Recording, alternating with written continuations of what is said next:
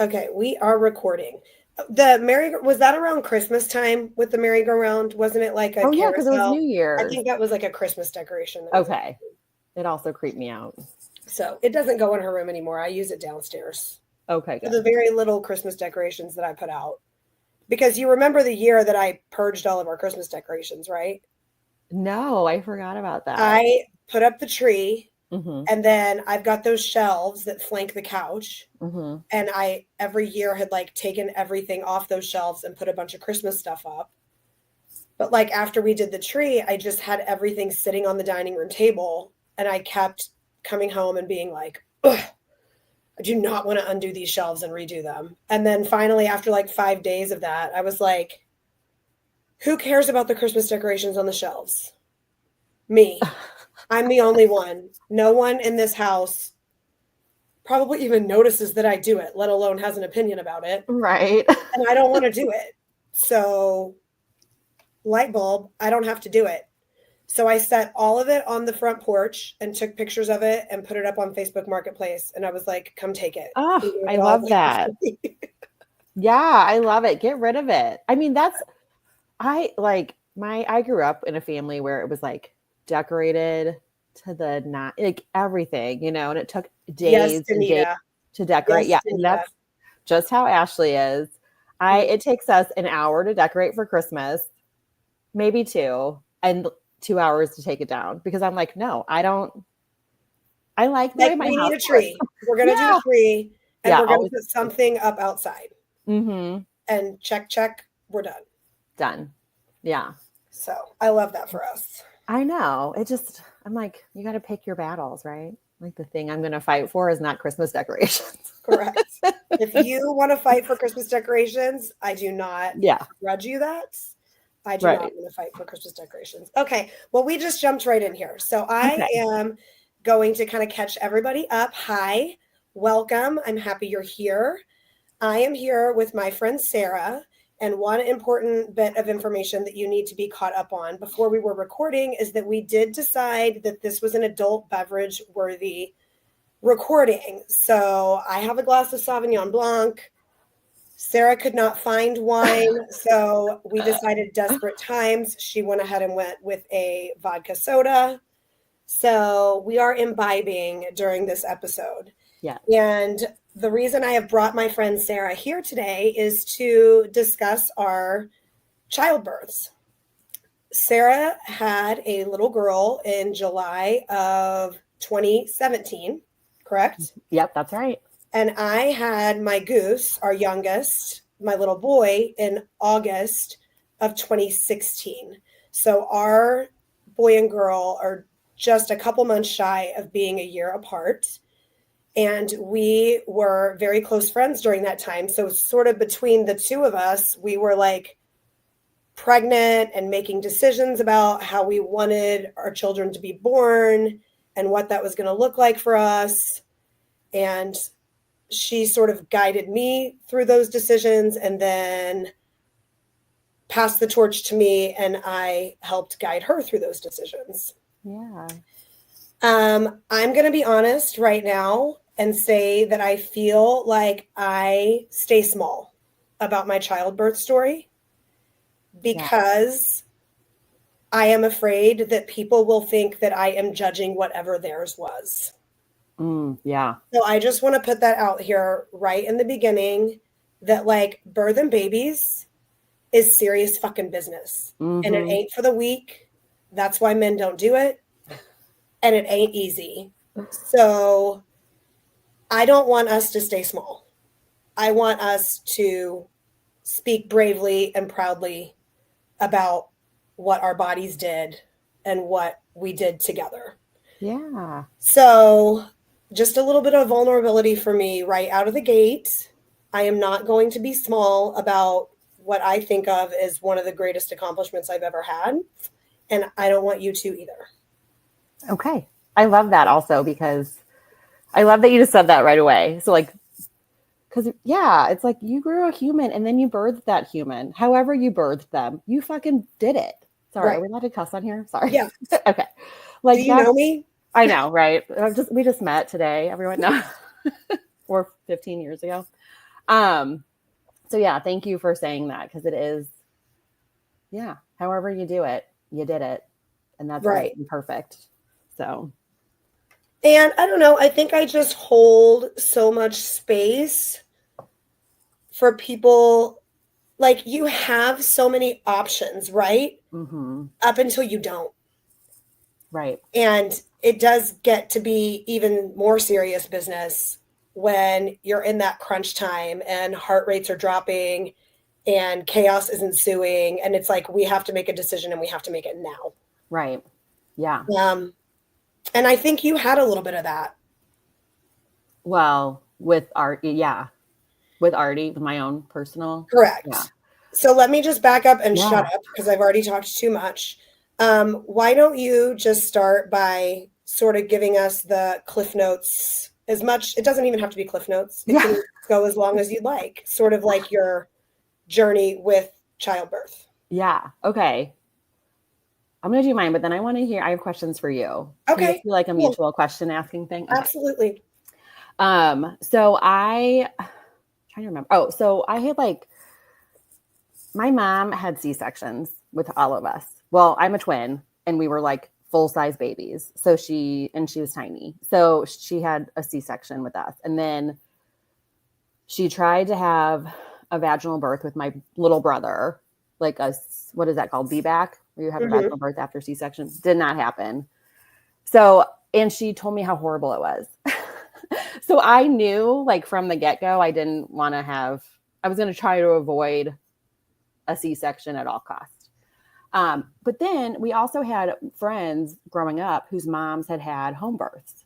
So I had that like kind of going on in the back of my mind. And then, so my friend Janine with her first son, who is like 12, I think he's just 11. I think he's turned 11. Edna, he's the same age as Edna. Okay. Yeah. She had a birth center birth and we all got to be there and it was like amazing and beautiful. So I was like, oh, that's like a thing you can do is not give birth in a hospital. That's cool. I want to like, but also not be at my house. Anyway, so I just loved that idea. And then Ashley had a home birth because weirdly enough, her insurance would either cover a hospital birth or a home birth, but not a birth center birth. What unicorn insurance is this? I don't know. They don't have it anymore. They were like, you can give birth at this hospital or at your home. And she was like, well, I'm doing birth at home. So I got to see that and like be present for that. And it was amazing. And I was also like 8 weeks pregnant at her home birth. So it was like, I got to see everything and be there and like know exactly how I did and did not want to do my own birth. That's so major. Yeah. I feel like we need to take a pause for that because like the way you feel when you're 8 weeks pregnant is horrible. And like the hormones that are coursing through your body and the way you're like trying to process everything your body's about to do. And then you're in the room. Yeah. And seeing it happen for your twin sister who's already like this. I mean, we're super sneaky close. Amount of close. Yeah. That's cool. That's super cool. So when I got to see also her postpartum experience with the midwives that she had was also beautiful and something that I wasn't like, also didn't realize was like a thing. You know, I was like, oh, you have a baby and then the doctor sends you home and you're done. You know, well, with midwives they're like, oh, there's like aftercare, like where we come to your house or, you know what I mean? So I got to really like fully, like think of, plus I had 9 more months to go. So, or 8 more months to go, you know? So I'm like, oh, I can like take my time to think about. Just wrap your head around it. Yeah. So I love that there's construction noise outside. I don't know what to do about that. Okay. Continue. Sorry. No, that's okay. So anyway, long story short, I decided I was going to deliver with midwives and my option, so they were midwives who would deliver at your home or a freestanding birth center. And we lived 1 mile outside of their home birth radius.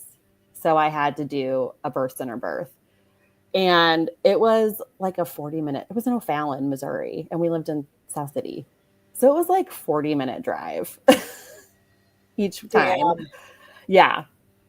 So I feel like that makes that whole decision about like when we go, like how soon do we need to leave? How long can I labor mhm. at home? Like that brings a lot more to that decision when you know you have a 40, like how do you know 40 minutes before Right. Like, oh, now now it's is, time to go? yeah. Which I think thinking, so I mean, thinking like there's so many things I would have done differently had I known how it was going to go. But I did, to get ready for birth, I did hypno babies. Did you do that? Or do you know No. about it? Okay. It's like it's amazing. Hypnosis for your birthing time. And so I had like my music, like, I don't know. I had this whole plan. It did not go the way I planned. But so anyway, do you want me to tell you like the birth story, like how we ended up? Sure, I love Okay. that. Okay. So I think it's strange. I don't think you and I have ever just like sat uninterrupted and discussed it in this way. no, I know. I don't think we have either, which is weird. I know. Hmm. There's always someone trying to get in our way. Um, yeah. Okay. So the birth of Artist Gray started on Thursday, July 6th in the morning at like, I got in the shower and I was like, oh, that was weird. Remember that feeling when you're like, what was that feeling? That's not normal. Yep. And then it kind of kept happening, but I was like, I'm going to ignore it. Did you ignore all your ignoring Well, with everything? both of mine, my water broke, Okay. Oh, it did. which Like is right just away. like a gift. It's such a gift, especially with your first one, because you're Mm-hmm. like, how will I know? How will I know? How will I know? But with both of mine, my water broke and I gushed out water that was clearly not pee and not from my pee hole. Yeah. And it was like, okay, shit's going down. Yeah. Okay. And you That. spend so much time worrying about how will I know. Mm-hmm. But And for then me, it was that was obvious. very quickly extinguished. Yeah. Yeah. It's like, no, now it's happening. Yeah. Like Okay. it's go. So that happened to me, except, so I went to work. So I had started labor, like birthing time, contractions started, and I ignored it and I went to work. And then I was at work for like, I don't know, an hour. And I was like, I can't do this. I was sitting in a chair. I was like, I got to leave. So I called my boss and I was like, I'm done. And he was like, okay, call me when you have a baby. And I'm like, okay. So I leave and I go home and I'm still like ignoring it. But I had called the midwives and they were like, oh, okay, well, take your time. And, whenever you feel like you're ready to come in, let us know. And I'm like, okay. So I go about my day because nothing's happening. It doesn't feel like the right time to go in. And then I want to say like I ate dinner that night and tried to go to bed because I was like, I'm just going to go to sleep. I can sleep through this. I'm pretending like it's not happening. So I go to bed. No, I could not sleep through it. And then I get up and I'm like, we got to go. Pack all our shit. I can't do this. I'm leave. Like, drive me 40 minutes to the birth center. And I walk into my dining room and my water breaks all over the floor. And I was like, oh, okay, let's go. If I Let's do needed it. any more confirmation that this Yes. was the right decision, now I have it. Yes. So So, I'm and like, you just planned all along to do the majority of your laboring at the birth center, like to well, just get there, or did you not know? I didn't really know. I was kind of going to see how I felt because my sister had a very long birth. So funny enough, our births were only an hour difference. Yeah. So hers was 64 hours. Mine was 63 hours total. That is so insane. Yeah. So I just like, kind of very like whatever, spoiled it. But it was, so I kind of had this idea like it's going to be a long time. But I also, in my hypno babies, I had envisioned an 8-hour birthing time. Like I was like, 8 hours. I'm going to do this for 8 hours and it'll be done. That's not how it worked. So my water broke. We drive there. We get there. Oh, and also, yeah, I had wanted to be there too because they had all like the fun stuff. They had the ball, the swing, the tub, the like shower that like could move, like you could sit Mm-hmm. in there with the big ball. So I was like, well, I'm paying for this. So I want to like use all the Use things. all the toys. Hell yeah. Yes. I was like, so yeah, so we drive to the birth center. get there. They're like, yep, your water broke. It was like I don't know, 11:30 or 12 then. They're like, get yourself comfortable. Do you want to get in the tub? I get in the tub and I'm in the tub till like Friday at noon and nothing's happening. I've thrown up. I pooped a little, which I'm all like, these are things like signs of birth, like she's coming. No, nothing. And they're like, hey, why don't you go home? Go home for a little bit. Like leave here and go for a walk. And I was like, what? Okay. So I leave the birth center, go to my mom's house who lives closer. And they're also like, drink a glass of wine, go for a walk, like do whatever you need to do. And I'm like, okay. So I do that. I did not drink the wine because everything was making me nauseous at that point. Right. And I did that and still nothing.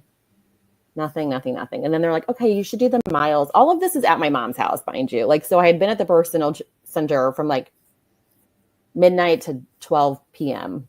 Oh, and your mom's house, your parents' house is closer. Yeah, they're like 20 minutes away. Right. So you're like, let's cut this commute down. Yeah, I'm like, I'm not driving back home. So do that. They're like, do this mile circuit thing, which is supposed to get baby in the right position. It's horrible. Did you have to do that with any of yours? Where they like move you? It's like the most uncomfortable. It was the worst part of the whole thing. Say more about that mile circuit. I think it's called Miles Circuit, and it's like different positions that you can do laying down. Okay. Or sitting. I think I had to stand for one or sit. I don't know. It was horrible though. Yeah. I did not like it. I was like, this is torture. So anyway, I did that. And then I'm like, called them and I was like, okay, I did it. And still like things are still like slow and steady. It was steady, right? It wasn't like it ever stopped. It wasn't like labor stalled. It just like never sped up. Does that make sense? Yep. So they're like, okay, we'll just take a rest and call us if things change. And I'm like, okay. Oh, I'm sorry. I had to go back at like midnight on Friday for them to check baby's heart rate and everything. So I go back at midnight. They're like, you're all good. Go home and rest. And I'm like, okay. So I go back home, try to sleep again, which did not work. As we all know, you can't sleep while you're like having contractions every 5 minutes. Well, I mean, you haven't been sleeping much, I feel like, the last like trimester. No, yeah. Like sleep is an anomaly when you're that pregnant already. And now you're like in active labor. Yeah. You're like, I haven't slept in 3 months. I certainly can't sleep now. Right. Yeah. I mean, it was, I don't know about you. I like was sleeping, like trying to sleep sitting up all the time. It was horrible. Yeah, because the heartburn. I had a heartburn. Never had heartburn 1 day, 1 second, 1 hour of my entire life, but had it consistently through both of my pregnancies. And the second they were born, it went away. Yes. Same. I've had heartburn before I was pregnant, but never like that. I mean, it was like that burning, like, I mean, I could not get enough Tums in my body to like do anything, you know. I used to just like down the hatch, take giant swigs of apple cider vinegar. That was like my Oh, you told me to do that when I was pregnant. And I did, and it helped for a while. And then they were like, why don't you take some, I get on like that Pepcid stuff. So literally I started that the last week of my pregnancy. So I was like, oh, I don't have heartburn now for 1 week. But yeah, I never got it again after she was born. So anyway, so back and forth, back and forth, just so much back and forth. So then Saturday morning at like 6 a.m, I wake Alana up, who'd been not really sleeping, but sleeping more than me. And I was like, get up, we have to leave. I can't lay here anymore. So I'm like, let's go for a walk. And so she went to Waffle House, which is so gross to me to this day. I still can't eat it. And got herself breakfast and was like, okay, let's go for a walk. And I was walking for like 10 minutes. And I was like, nope, can't do this. I can't walk. So I go to my friend's house then, who lives like 5 minutes from the birth center. Luckily, I have such a good community. And I use her pump to like try and help speed things up, because that was a suggestion they made. They're like, you could use your breast pump. And I'm like, let's just do this. I can't, I'm done. I was so tired and like Nothing was happening. So I did her breast pump. And that I think is really what like kicked it off for me, because it was like go time after that. So then we went back to the birth center, and finally on Saturday evening at 7, she was born. And we started this Thursday morning. Friday, Thursday Thursday morning. morning on the 5th. 6th, and she was born on the 8th. And she was born on the 8th. Yeah. Wow. So, Well, freaking kudos to you, Mama, for like committing. oh yeah. I mean, at any point, you could have been like, get me to a hospital, Mm-hmm. get me some Pitocin, get me a C-section, get this baby out of me. I do not have it in me anymore. And like, no one would have faulted you for that. Yeah. No, Not for 1 absolutely. second. Well, one of the nurses, so the midwives work with nurses. I don't know if people know this, but it's like a At midwife. the birthing center, they do, right? Yes. Okay. There's like a midwife and a nurse. And the nurse was trying to transfer me like all day Saturday. And the midwife was like, she's great. She's got this. And I don't know about you. I just like did not even occur to me to say, take me somewhere else or give me something. Cause I just couldn't think about anything but what I was doing. You know what I mean? Like I was like, you are in this. I have to focus on like my body and what I'm doing and my baby and how I need to move my body so it doesn't Right. feel Like, I like feel I'm like breaking. At least my doula with Edna, and then she had become a midwife by the time I had Goose, and she was my midwife with Goose. Mm-hmm. Like, Daniel and I did 6 weeks of courses with her, like met weekly with a group in preparation for a natural birth. So Edna was born at the hospital, but I did all of this like preparation to try as best I could to not take any intervention. Mm-hmm. So similar to like how you felt good about being at a birthing center just because of your mom's experience, like I wasn't quite there yet in thinking about doing this at home. I didn't have anybody in my life that even had been vocal about trying to have a natural birth. I mean, my mom ended up with a natural birth, I think just with me because I just progressed so quickly and there just wasn't time. Yeah. But like there wasn't really any example of that. And so she was like trying to explain to me the way like you just can't really be concerned about anyone else or anything else. Like this sort of hyper focused fixation on like my body and my brain and my physicality can only do this one thing right now. Yeah. And there's really no way to like wrap your mind around how true that is until you're actually doing it. Yeah. Because similarly, I labored with Edna for 23 or 20. My water broke at like 2:15 in the morning and she was born at like 1:15 the following day. So it was like 23 hours. And I feel like people are like, holy shit, that's a long labor. Yeah. So when you say like 63 for you and 64 for Ashley, it's like, I remember my doula telling me, and maybe it had to do with like the rules in the hospital. I don't know, but we hit like kind of maybe that 20-hour mark. And she was like, I don't want you to get caught off guard. We might have to start thinking about some sort of intervention. And one odd thing that I have never really heard from any other woman is that I never had the urge to push. Like, oh, really? I did with Goose. With Edna, they were like the way they're like, you're just going to know. You're just going to feel like I never had the urge to push, but they were like, you're pushing, honey. Like, she's there, she's crowning, it's happening, you're pushing. And I was like, okay. But that was like an interesting little thing with Edna.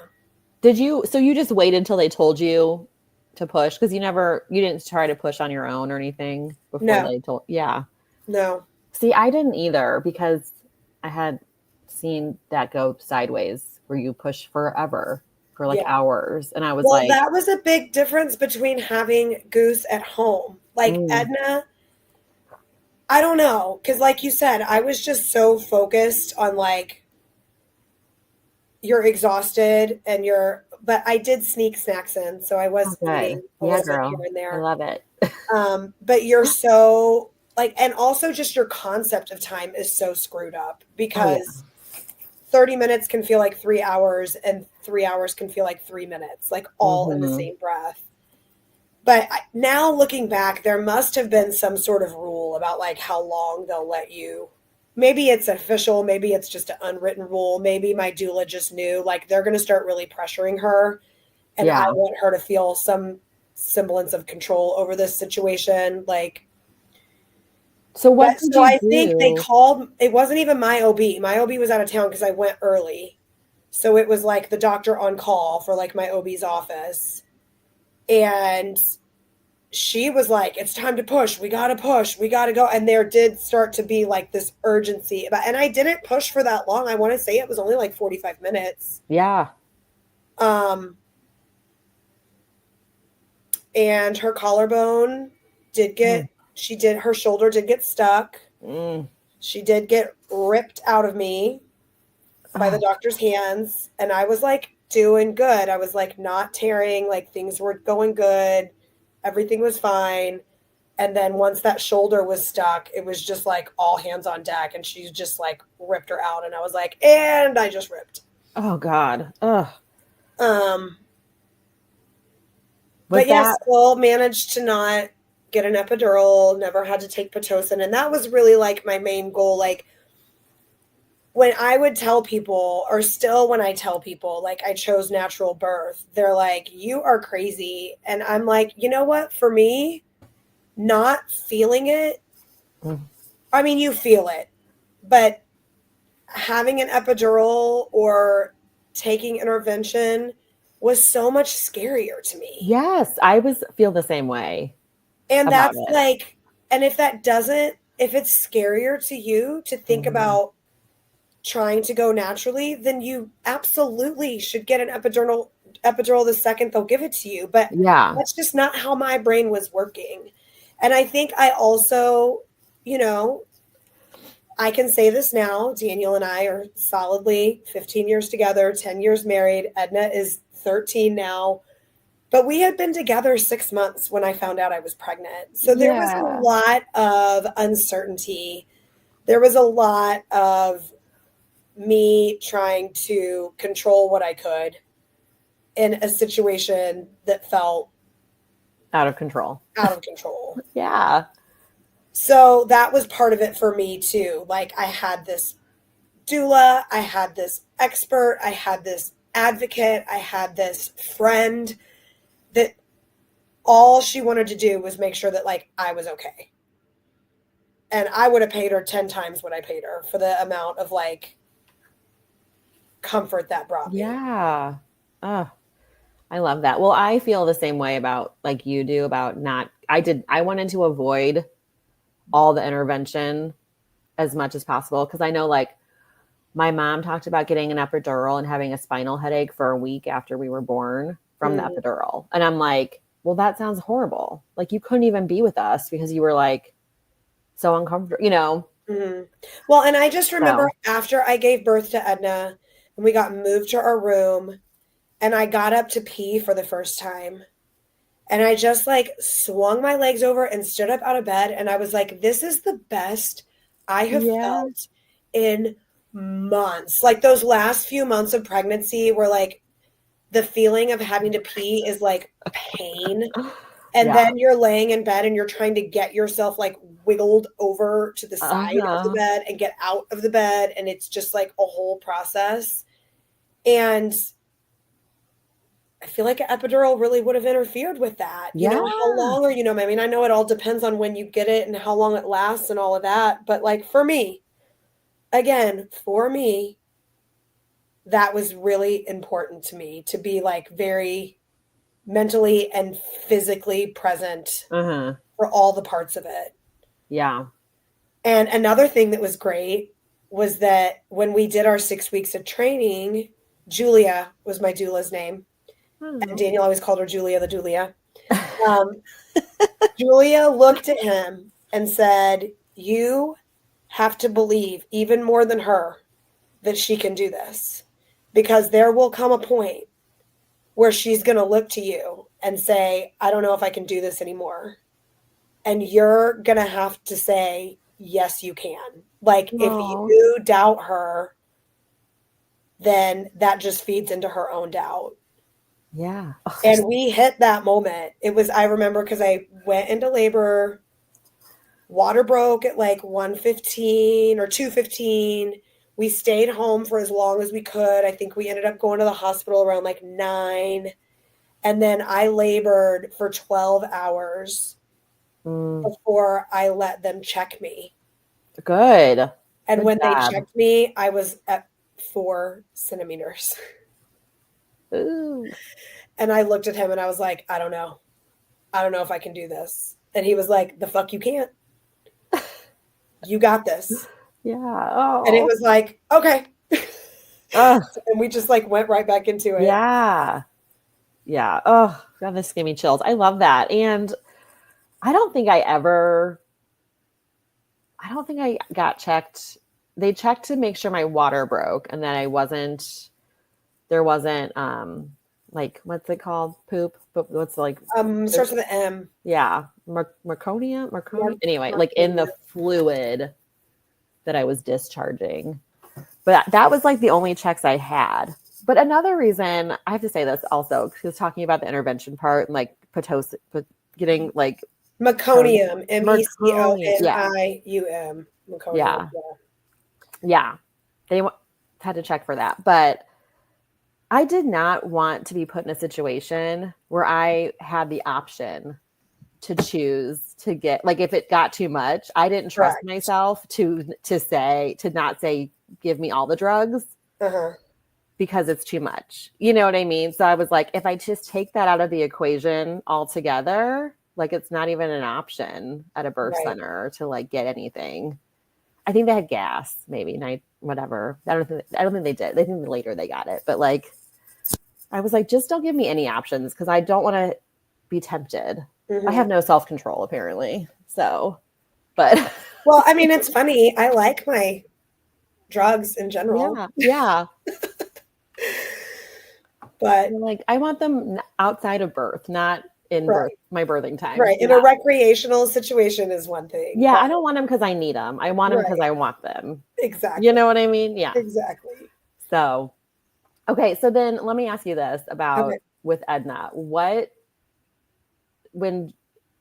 her name? Julia, your doula? Yes, Julia Gutman. Okay. When she said to you, they're going to come and like, they might try to intervene. What did you do? Were you like, fuck no? Or were you like, They never came to me.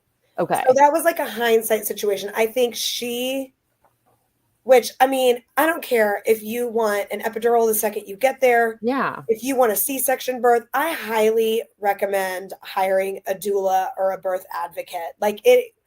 They are just right there by your side the entire time to guide you through the process. And I don't think it has to be, oh, I want to go natural. Like, they're there to just support you. And like, anytime you're in a medical setting, like, they're the expert, right? Mhm. So, I mean, I know I go into my doctor's appointments and I'm just, sort of gaslit into like going with the flow of whatever they tell me. And then I leave there and I'm like, wait a second, I didn't get any of my questions answered. I didn't really understand any of that. So Right. when you're birthing a baby, it's really nice to know that like I don't have to like show up as my most like independent, strong-willed self. I have somebody else there to do that for me. Yeah. But anyway, that was a little jaunt. I think that was her doing her job and telling me like, we're going to hit a point to where the staff is going to start pushing her to take Pitocin. So I want her to hear that from me first. And then it just never got to that point because I was like, I mean, at this point, who knows? Like, again, Yeah. time was like a weird warp, but it could have been at like the 20-hour mark, 21, I don't know. But I was like, I have not done all this fucking shit for the past 21 hours just to take something now. Like, yeah, right. and me and Daniel had that little come to Jesus at like 9 p.m. And I had pushed past that for like another 6 or 8 hours. Like, I'm like, now? Yeah. That seems dumb. Like, the baby's okay, right? Like, I'm okay. Like, if she's okay, I'm okay. So they never really did do that. That never, and I cycled through. I mean, I don't even know, like 24 hours. There was at least like 3 different shifts Yeah. of people that came through, but no one ever made me stay. Like, they didn't make me keep the stuff on. I was able to move around the room when they had to check the baby, because the hospital does have guidelines about like how frequently they have to check. She would just, if I was bouncing on the ball, she would come over to me on the ball. If I was on all fours, she would climb up underneath me and get where she needed to get to I check. love that. Like, What hospital was this? Because that is not the Missouri story. Baptist. Okay, that's amazing. Well, they have And that. they have a birthing center there now. Yeah. Yeah. I think this was like right on the cusp of when hospitals started getting birthing centers. Yeah. My midwife that delivered Artie is now at Missouri Baptist, at least last I heard, at their birth center as a midwife. That's awesome. So, yeah. I mean, I think the grand, like, overarching theme of what I want women to know is that you have options. If you've been going to the same OB since you were 13 years old and they were your mom's OB and they birthed you, like, and that's the path that you want, then take it. But, like, maybe that's not for you. Yeah. And that's okay. Yeah. Well, I love that you say that too, because I think we as Americans, at least in our society, I don't know, the people I know, I feel like we forget that we have options, like, especially medically. Like, the beautiful thing about being a human is you can always change your mind. Right. And that includes with how your medical care is, like how you're getting medical care and who you're getting it from, because you can change you can always go for a second, third, fourth, fifth opinion if you want. That's your right, you know? And like, you want to, like, let's say you start, like I did not start with midwives immediately. I was with an OB at first. And I had to get on progesterone, which I think you had to with. I was on progesterone with both my pregnancies, and I'm on it now. Oh, yeah, but for different reasons. For different reasons. Less painful reasons. Correct. Less heartburn reasons. But yeah, and they would not give me progesterone. They were like, nope, you just gotta, your body will either do it on its own or not. And the midwives were like, oh yeah, you should be on it. Here's this, you have to go get it. This, like, they wanted me on this like suppository one. I had to get it from like a compounding pharmacy. And I was, as soon as my OB, who I loved and thought was great, said that to me, I was like, we're done. I can no longer, you are not the person I want advocating for me or helping me bring life into this world.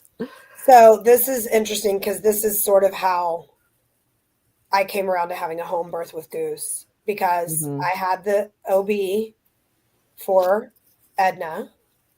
I had a doula. My doula was familiar with him. She had done births with him before. Everybody was on board with what my plan was going to be. I felt really good about still delivering at a hospital. And then when I got pregnant with Goose, I went back to that same OB, and I was 34. I guess, because I was 35 when he was born, and he called me a geriatric pregnancy. And I was like, hell to the no. Like, I'm not going to be treated. Like, I was in much better shape. I was much healthier. Like, when I got pregnant with Edna, like I said, me and Daniel had been together 6 months. We were like in the thick of our like party era, of our like burning the candle at both ends. I was smoking a pack of cigarettes a day. I was drinking like a fish. Like, Daniel literally was like, are you going to be okay? Like, you like to party. And I was like, no, dude, I've been looking for an out to all this bullshit. Like, I just got the out I've been needing. Like, it's been old, it's been tired, and now I actually have like a legit reason to shut that shit down. So which I love that. 5 years later, and I'm like, I was really healthy. I was in a really healthy place. And now this same doctor Yeah. is like treating me like a geriatric pregnancy. Yeah. And it just like put a sour taste in my mouth. And I reached out to Julia, and she had become a midwife. And she was like, instantly was like, well, this is a home this time, right? Like, I mean, it wasn't even a question. She was like, so home birth this time. She just like told you. I think she just assumed, like, things Yeah. went so great with Edna. Why would we not do a home birth now? Which, another thing to add, my OB didn't deliver Edna. It was a different OB, but she also came in the room the day after my baby was born. And because of the shoulder being caught, told me that she recommended that I have a C-section for my next birth. No. And she, turns out, was like a high risk pregnancy, high risk birth. That was her specialty. Well, because she yanks babies out by their shoulder. She was speaking from her perspective and from her. But like, that was terrifying to me. And I remember asking Julia, like, do I have to have a C-section next time? And she was like, what? Like, no. So then I called Julia, and she's like, so home birth this time. And I was like, oh, okay. Yes, ma'am. Let's do it. Oh. Which, I mean, I felt she had presented the option with Edna, and I just was too scared. But with Goose, it was like, yeah, let's do this. So how far in to your pregnant? Because I remember you going to your OB with Goose. Like, well, yeah, because I had the IUD in. Yes. I had a Paragard IUD in and got pregnant. So I had to go to my OB to make sure it wasn't an ectopic pregnancy, and to get, hopefully, to get it taken out. Like, sometimes they get shoved up in your cervix. So then they just stay in there until you have the baby. Okay. Because they can't get it out. So it just like slides out when the baby, before the baby. Yeah. You just birth the IUD. And then sometimes they slide down. I guess I got a loosey-goosey cervix. And mine slid down. So he was able to just like pluck it out. Oh, that's nice. And then just see that the pregnancy was actually viable. I think, I'm no doctor, but I think like, if it moves out of place, then it's not blocking, right? So the semen can get through and you can still get pregnant. I think there's a higher risk of ectopic pregnancy if you have the Meridian or a hormone-based IUD. Mine wasn't changing my hormones at all. It was only like just a block, and then it fell and it wasn't blocking anymore.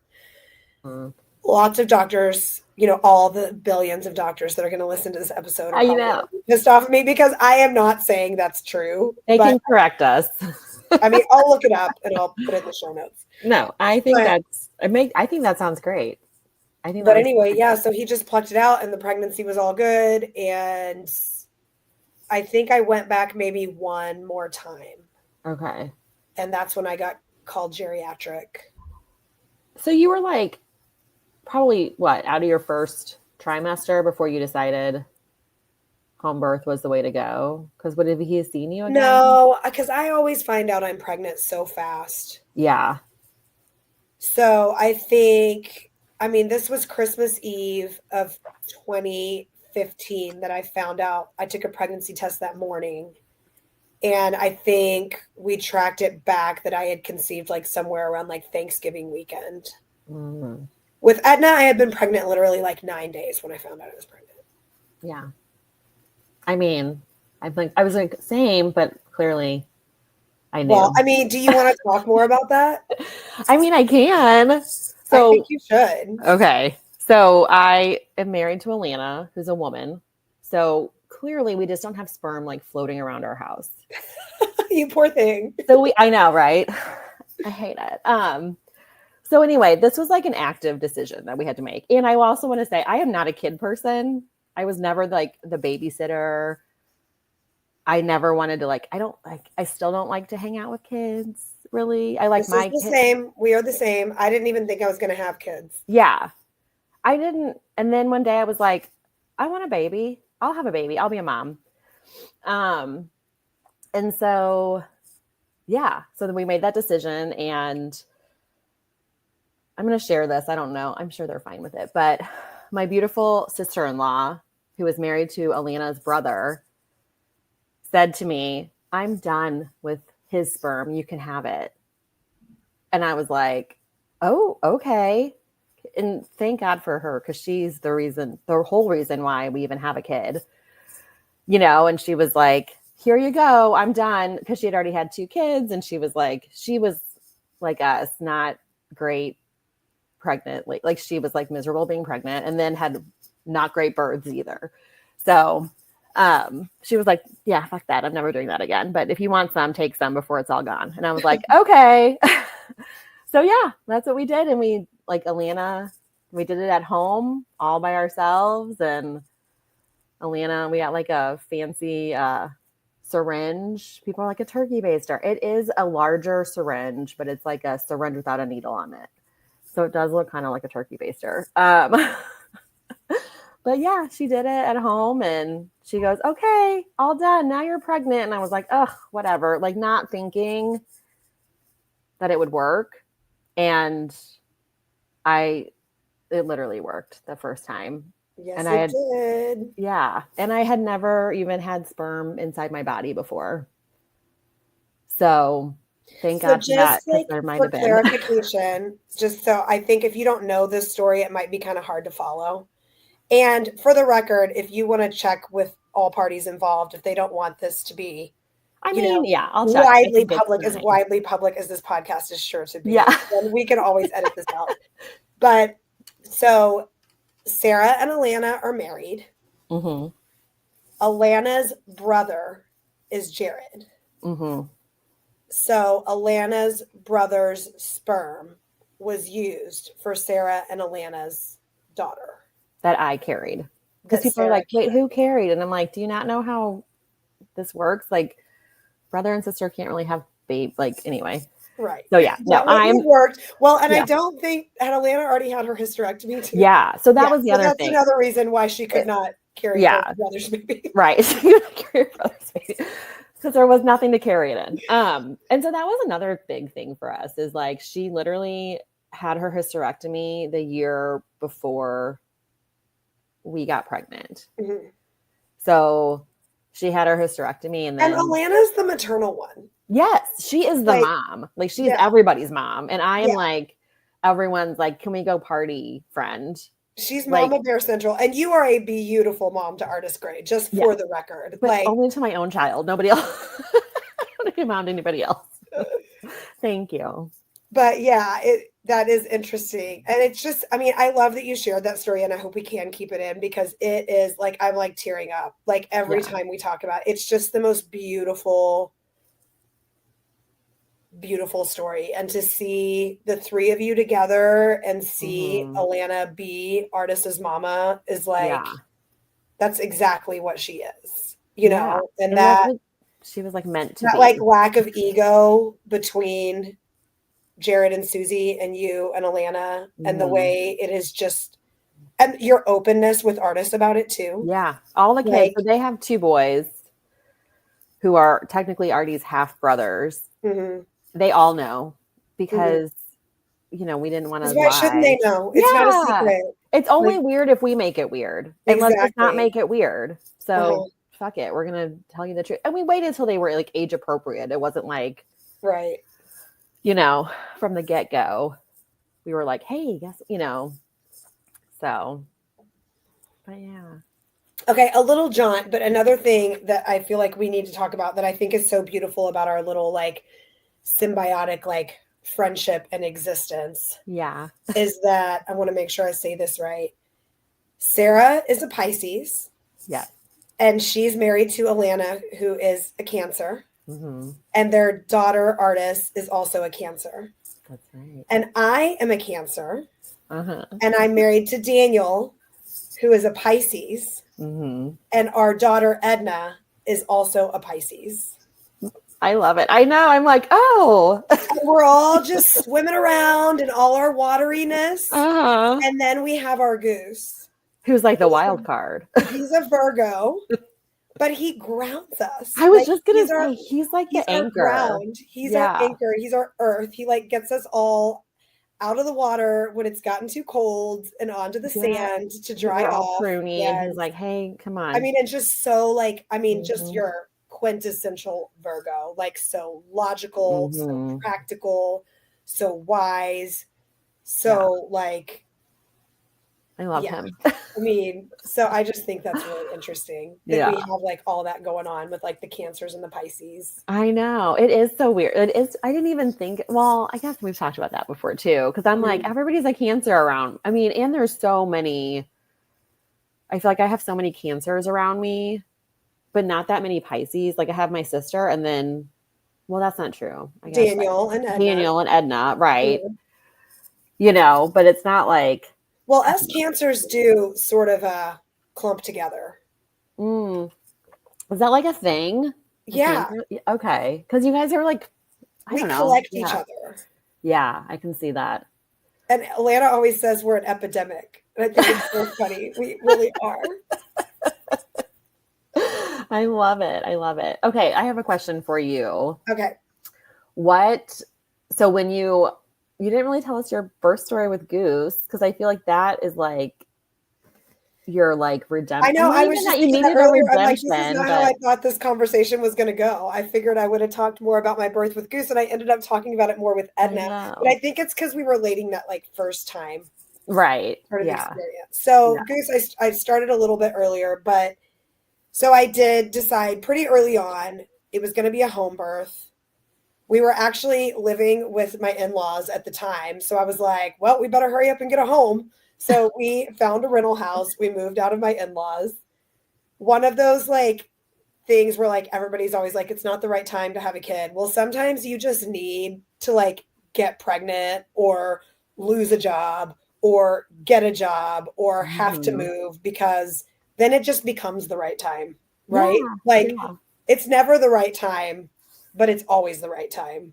Yeah, totally. So we moved out, we were renting a house, and the plan all along was for me to do a water birth. And so it was on his birthday. Edna was born at 37 weeks and 2 days, and he was born at 40 weeks and 2 days. So she was 2 days shy of 3 weeks early, and he was 2 days past his due date. And I was gonna go to Walmart. I was supposed to like, I worked that morning, I trained clients, I might have even trained you. Yeah, I was I there. think you came in and worked out with me that morning, and I was Yeah, just I like sitting did. on a stability ball, like doing my hip Mhm. circles. I was like, I'm just gonna send y'all where you need to go and come back to me. And it worked out. It was beautiful. And then I was supposed to go to Walmart, but I was like, I really don't want to like go into labor in Walmart. And I just kept like procrastinating, and I was like nesting so hard. I knew I was going to birth at home, and our bedroom was upstairs, and I knew they didn't want me to go upstairs right after having the baby. They wanted me to stay downstairs for a few days. So I was going to stay on the sofa bed, but I hadn't like folded out the sofa bed, cleaned it, put sheets on it, hadn't done any of that. So I'm like, Mhm. it's 2 days. This is so me. Like I am so my best under pressure. But like, so Yeah. I like was doing all of that, and I'm like vacuuming out the sofa bed, getting it all set up. And then I'm like, this vacuum is disgusting. There's like hair all on the roller. So Mm. I'm like sitting down on the floor, and I have the vacuum on its side, and I'm like cutting hair with scissors and like cleaning off the roller of the vacuum. I'm like, can I be more of a cliche right now? Like, I am nesting so hard, and that's when my water broke. So Oh, I wasn't cleaning with the vacuum. I was cleaning the vacuum when I went into labor. love that. So again, like I said earlier, my water broke. So I'm like, okay, party on. Here we go. So I Mhm. called Daniel. He came home from work. I called my midwife. She came over. Her first order of business was you need to get a good meal in you. So he brought home Qdoba or Chipotle or something. I ate like a chicken bowl thing. Mhm. And like my labor progressed very quickly. Like Mhm. I went into labor at like maybe 10:15, and he was born at 5:45. Dang. So Daniel moved the dining room table. He got the tub all blown up. He got the water siphoning in from outside. He's like boiling water and adding it to the cold water, and like spent like all this time getting this tub like all set up. And I'm like sitting on the couch, having contractions, doing okay. But they were just like getting closer and closer and closer and closer. And it was happening really fast. And she had another midwife and a doula that were at other birds, but they were coming over to be at mine. And it was happening so fast, like they just couldn't like get there. So she has me take a walk. I go outside. My poor neighbor is outside on his porch smoking a cigarette. And I walk like in front of our house and halfway in front of his. And I'm moaning like you've heard like the whales make noise. Like that's, I'm like, "Woo." Like I sounded like a whale in heat. Oh, I love it. So I was like, okay, this is enough of a walk. Not a block and a half, a house and a half. Turned around, waddled back in, stripped all my clothes off, got into the pool or the birthing tub, and I'm like, it's too fucking hot in here. I hate it in here. Oh. But I was just like, I'm hot. I'm like trying to stay in there. I'm like, kind of on all fours, like leaning over the side. And then got really scared. Like I transitioned and I remember just crying. I was like, and I don't remember ever being that scared with Edna. Yeah. And they were like, baby, what are you scared of? I'm like, I don't know. I'm so scared. And then Julia was still there by herself. And I was like, okay, I got to get out. I was in there for maybe 15 minutes. Yeah. So Daniel probably took an hour and a half setting that bitch up. But I was in it for like 15 minutes. And then I laid down on my side on our dining room floor next to the tub. And like in the pictures right after he's born, you can see like my dog is like Tito, rest in peace, Tito, is laying on the dog bed. Like he was just chilling in his dog bed. Like right there next to us. So like as I'm on the floor, like on my side, the other midwife, the doula got there. So I had my 4 of them, because Daniel too, like my support staff. Yeah. And it was a totally different experience with the pushing. Because it was like, I feel like I need to push. And they were like, okay. Yeah. And I would push. And I'd be like, I have to stop pushing. And they would go, okay. Yeah. And I would stop pushing. Like, whereas with Edna, it was like, push, you gotta push. Right, it's like a panic. No one ever told me to do anything. No one ever said you should get in the pool. You should get out of the pool. You should lay on your side. You should push. You should not push. Like, it was Goose was guiding me. Like, love it. And I remember Edna, like the second they laid her on me, I'm like shaking uncontrollably from all the adrenaline. And I was just stroking her head. And it was like, we did it, baby girl. We did it. I remember like saying that to her over and over again. Like, we did it. And that's how it was with Goose too. Like Goose told me what to do and I did it. And nobody else, like, it was like the epitome of no intervention. Like there wasn't even a person intervening. Like, and then they laid him right on me, and we didn't find out if we were having a boy or a girl with Goose, and I didn't even remember.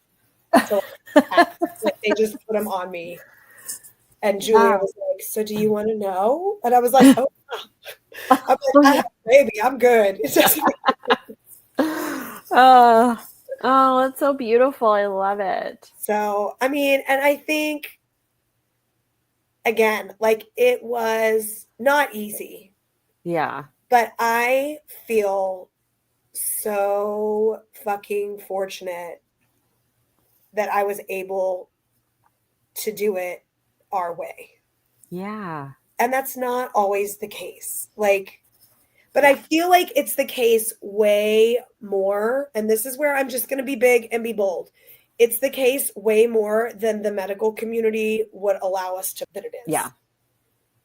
And I know lots more babies used to die in childbirth way back in the day before we had medical intervention. I understand that.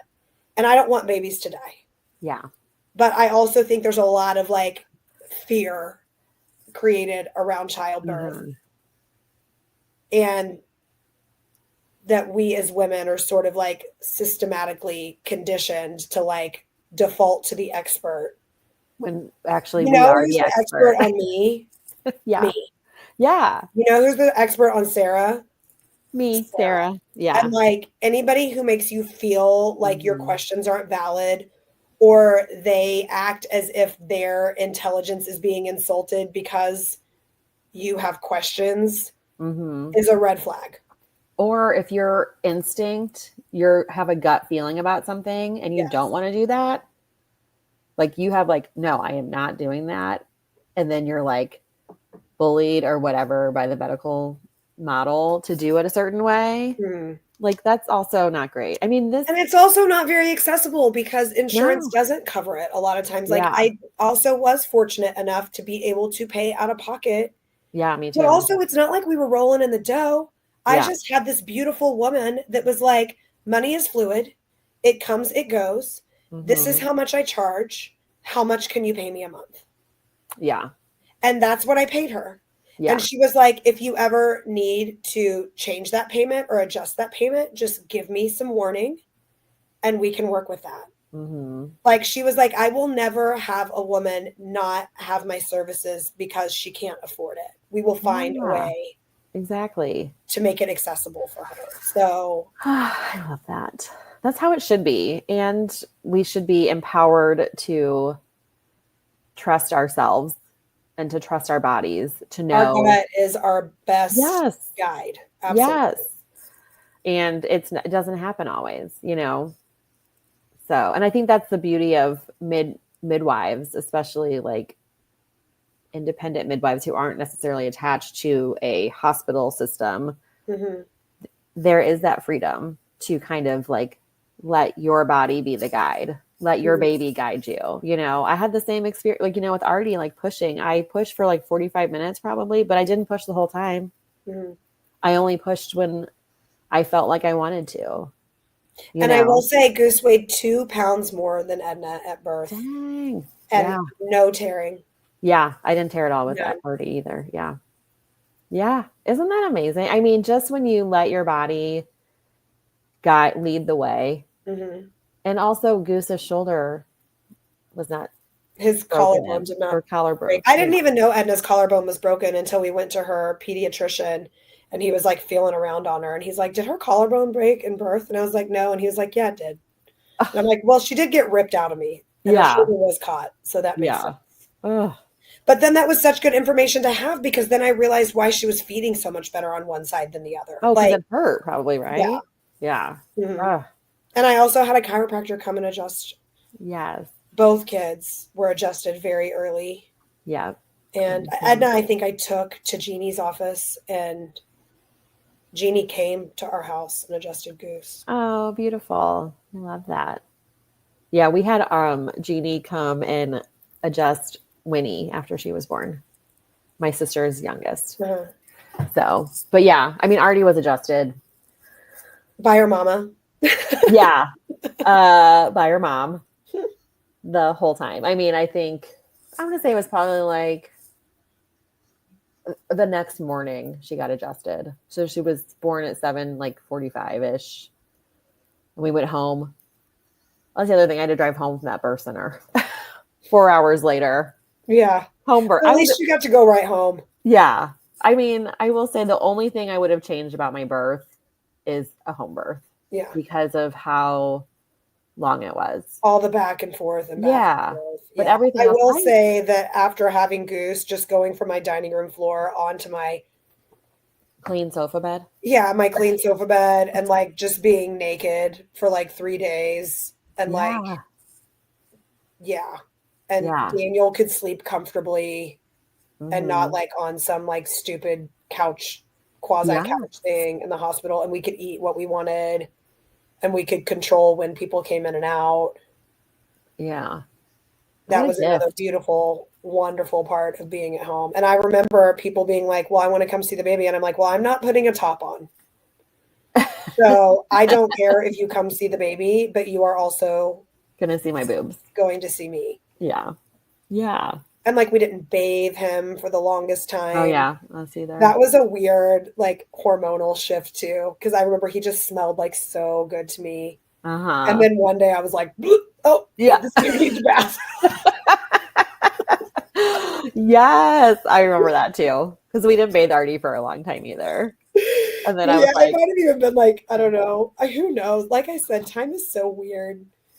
but Yeah. I don't even know how many days we went. I want to. And it was like a light switch. I was like, Yeah. oh God, do y'all know how bad this baby smells? And they're all like, well, yeah, we were just waiting for you to figure it out. You're like, oh, thanks. Okay.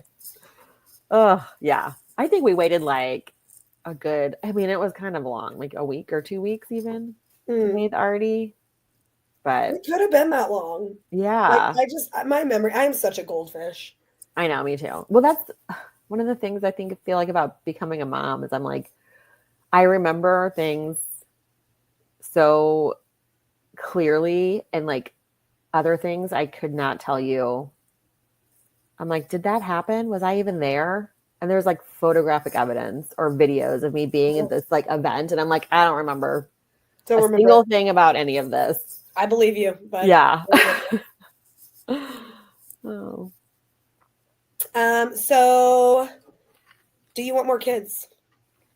So no, I do. The answer is no, I don't want more kids.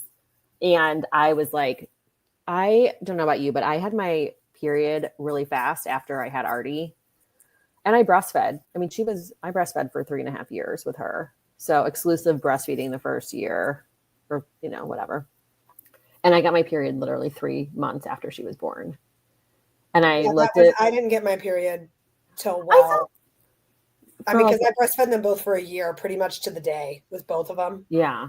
And I feel like, again, I don't have that strong of a memory, but I feel like it was like 8 months or so before my periods came back. I thought for sure I would have at least 6 months without a period after I had her. No. It was like 3 months, like 12 weeks or whatever. No, 9. I don't know. I can't do math. What's 4 times 3? 12? Yeah. 12 weeks to the day, basically, after she was born. And I was like, I feel like I just stopped bleeding postpartum. Right. And now I'm like, so anyway, I turned to Alina and I said, if we're having another kid, it has to happen now. Well, I'm still high on all this oxytocin from birth, like this like beautiful birth I had and like breastfeeding all the time. I was like, if we're going to do it now. And she was like, let's try and like raise one kid before we do another. Right. And I was like, okay, fine. And then that was it. We're not having any more children. I'm 42 now. I was also older. I was 34 when Artie was born. I was your doctor would have thought I was a geriatric. Yeah. Us little geriatric mamas. Look at us. I know. I know you guys are done, but would you have had more? Or were you like, no,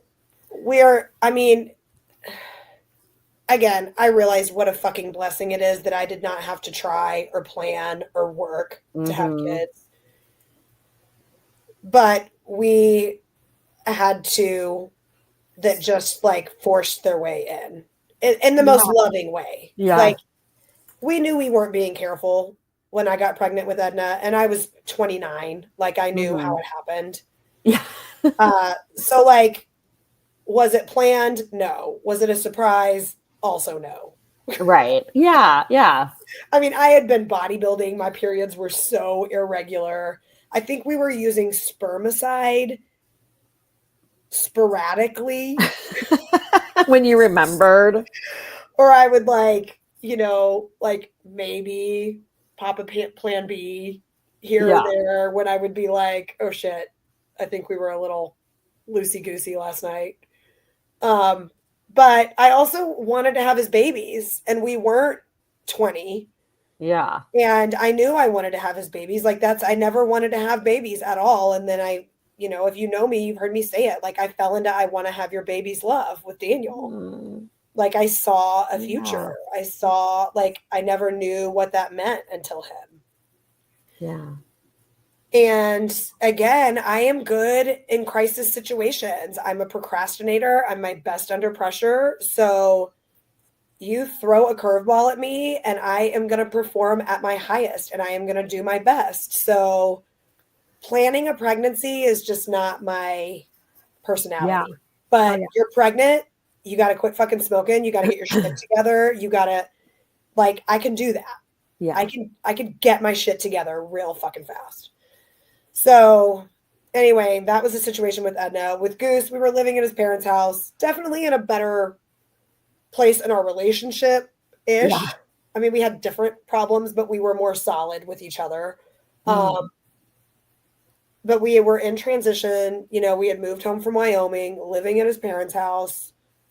I had an IUD still. Like, we Yeah. clearly were not, but I did want to have another baby because I had done my last bodybuilding competition that I'd ever done. And I was like, dear God, I just need my body to do something that does not have to do with how it looks. Like, I need my body to just do something Yeah. to rip my focus again. Like, I need like big changes, big Yeah. steps. I'm Yeah. like, the best way for me to get over whatever body dysmorphia and eating disorder this bodybuilding has given me is to get pregnant. And then I will be healthy and I will be smart and I will be wise. And I think I manifested it. Yeah. So, You and then made it was Goose like, happen. we would never plan. Like, we would have never planned to have another kid, but we were Yeah. like, we feel finished. Yeah. And I was having horrible periods. Oh, no, Daniel got a vasectomy. Daniel got a vasectomy first. I don't remember what year. But we were like, no, we both feel like our family's complete. Like, this is it. I'm, you know, getting up into my 40s now. You're getting up into your 40s. We have these two beautiful kids. We have a 3-bedroom house. Like, It's perfect. Yeah. and then I ended up getting an ablation because my periods just got worse and worse and worse. So when you get an ablation, you can't sustain a pregnancy.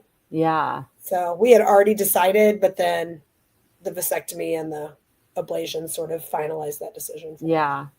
Yeah. I mean, because I feel like I mean, I don't know. I feel like you would have had something happen and you would have gotten pregnant again. It would have been perfect also. Exactly. You know what I mean? Like, you're just that person where it's like the universe provides exactly what you need for you. And then it doesn't when you don't, Well, you know what I mean? the universe and also just my people.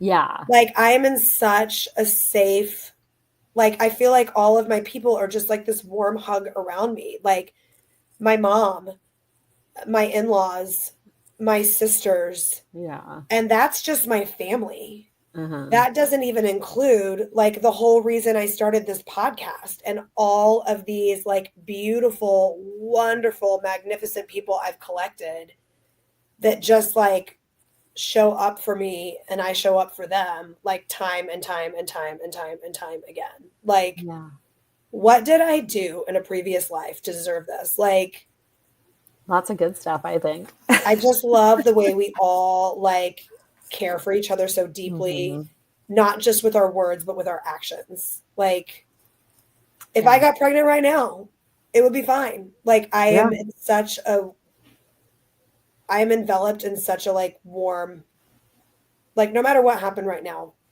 my people are going to hold me up. Absolutely. Yeah. I know. I feel the same way. So, so we had to like technically plan ours, but I still pretend like it was a surprise. I just always thought I would get pregnant on accident like everybody else. You know, that's not how it works. Even with two ladies. Lesbian, I was like, if I'm going to get pregnant, it's going to be on accident because that's how you make a baby. It's not on purpose. And so I still, I mean, I was like, it's a surprise. I was shocked that I was pregnant the first time, you know?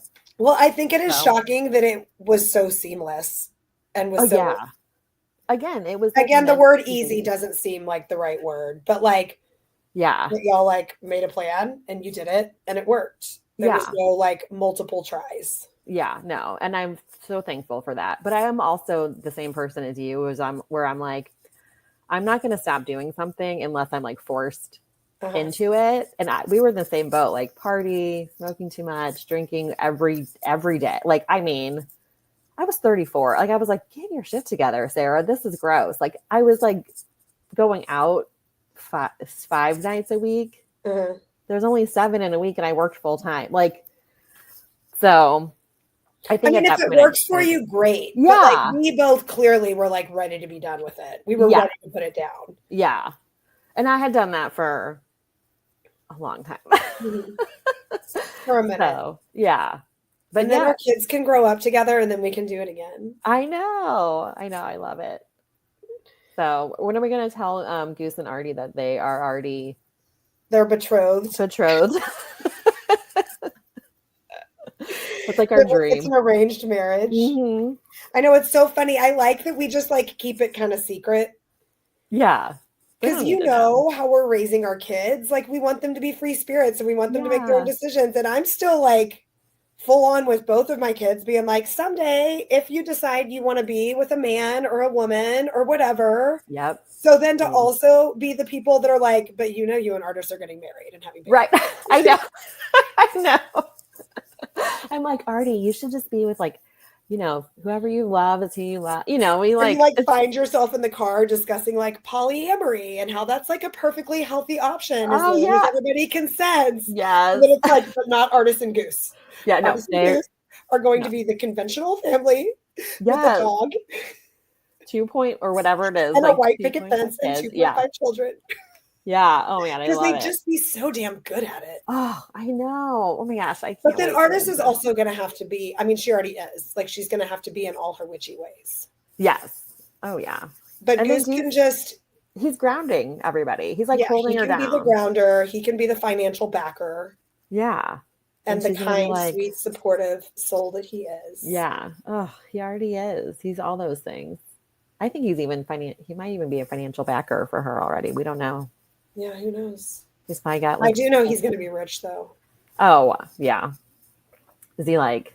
You can just tell, or what? He's so fucking smart. Yeah.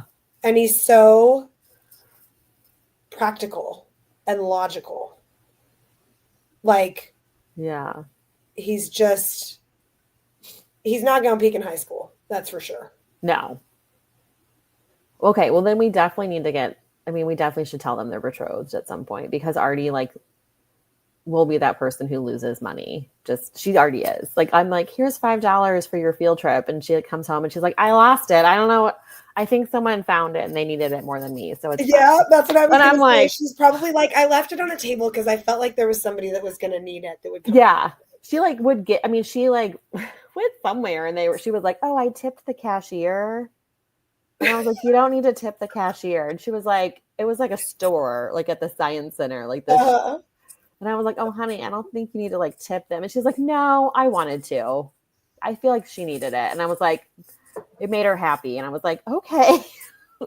Also, I'm like, who is this 16-year-old taking my daughter's change? So. Okay, I have one last closing question for you, and then we should wrap this up. We can keep talking if you want, but we're going to stop recording. I know. And there may not be an answer to this, so if there isn't, that's fine too. But what's something that you came into this saying that you didn't want to talk about or didn't want to say that now you feel comfortable saying it? Does that make sense? Yeah, just sharing my story, what I was like, oh, I'm not going to share that part. Yeah, was there something preemptively and thinking about doing this that you thought, I'm definitely not going to say this or that? And then maybe you can say it now, or maybe you already said it. I'm trying to think, because I was going to kind of not talk about how we got Artie, but I also feel like I can't not tell our story. I tell fucking strangers our story. You know what I mean? Mm-hmm. Jared and Susie tell people our story. It's not like we don't walk around talking about this all the time. So I don't think they would care. And plus everybody knows. And we have all the legal documentation. But I was like, oh, I don't really need to tell that. And I don't know. But I'm also glad, because what a gift it was from them. The best gift ever.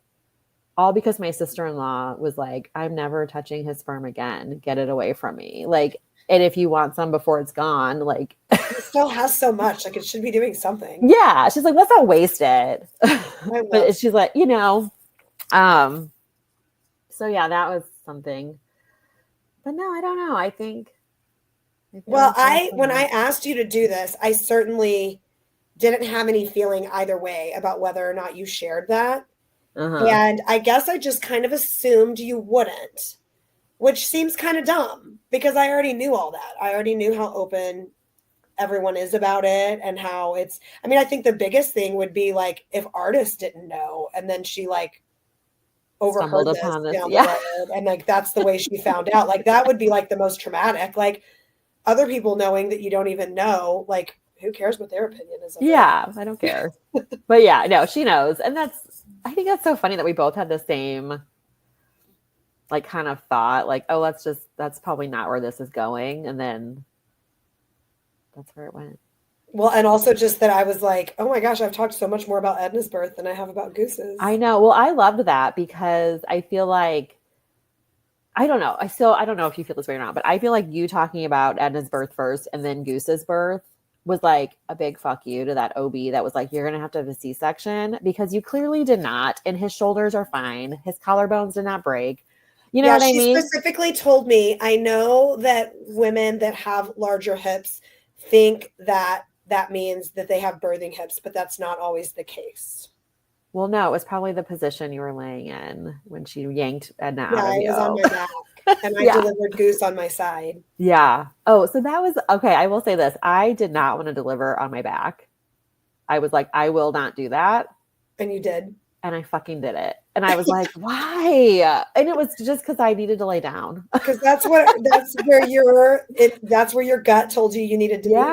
Yeah. And I tried all the other positions and everything. And I was gung-ho. I was going to have that baby in the water. Yeah. I was in there for 15 minutes. I was like, it's fucking hot. Did you cuss a lot? I cussed a lot while I was giving birth. I don't know. So I don't think so. I don't think I did. I was like now Alana might have a different opinion. I felt like I was very chill and calm and like, okay, everything's the way it's supposed to be. I mean, I was loud. Like Alana has supported that. Yeah. I mean, I'm sure there were some moments, but I think I vocalized a lot. Like especially in all the stupid driving back and forth. Oh yeah. Oh, I will say, I think fucking just get me somewhere. Oh my God, it was horrible. I do know on the way to the birth, our final time going to the birth center before she was born. So that was our 4th time going there before she was born. Mm-hmm. I was on hands and knees in the back seat, like facing backwards, holding on to the seat and cussing really loud. Oh, Jesus. And then I got there and I was like, I'm fine. Like everything, I just calmed down and I was like, okay. With Edna, they had a mirror and they asked me if I wanted to see. And I was like, no, I don't want to the fuck out of me. Yes, no. Okay, they did not have a mirror, clearly, at the birth center, but they were like, oh, everyone was like, oh, reach down. Because there were 7 people at my birth. So I had a midwife and the nurse. Crowd.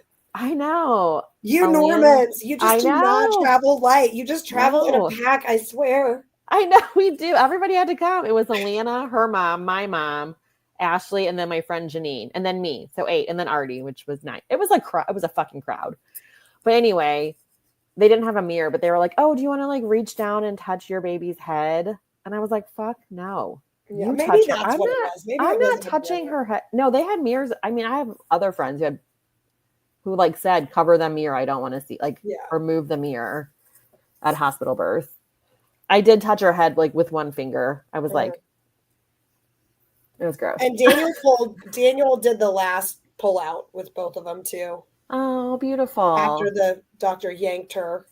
Oh. Then he took her the rest of the way. He was like, get off my baby. Yeah. Yeah. Artie did the same with Artie. Alana did the same with Artie. She like delivered her. But Artie's umbilical cord was around her neck. Oh, damn. Which I kind of wonder now if that's part of the reason why it just took so long to progress. Right. Because she didn't have enough cord. Yeah. And it was like, so, and I don't remember this happening, but Alana and the midwife were on the business end. And the midwife said to Alana, oh, do you see the cord around her neck?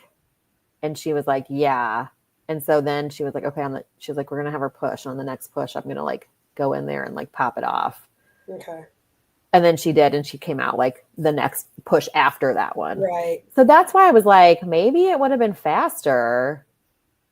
But also, I mean, that makes sense to me. Like she didn't have that much leeway. Yeah. To like come out. Like there was resistance. Like keeping her. And she didn't have like a super long umbilical cord to begin with. Mm-hmm. So like Sully. I'm going to show this. My sister's son, Sully.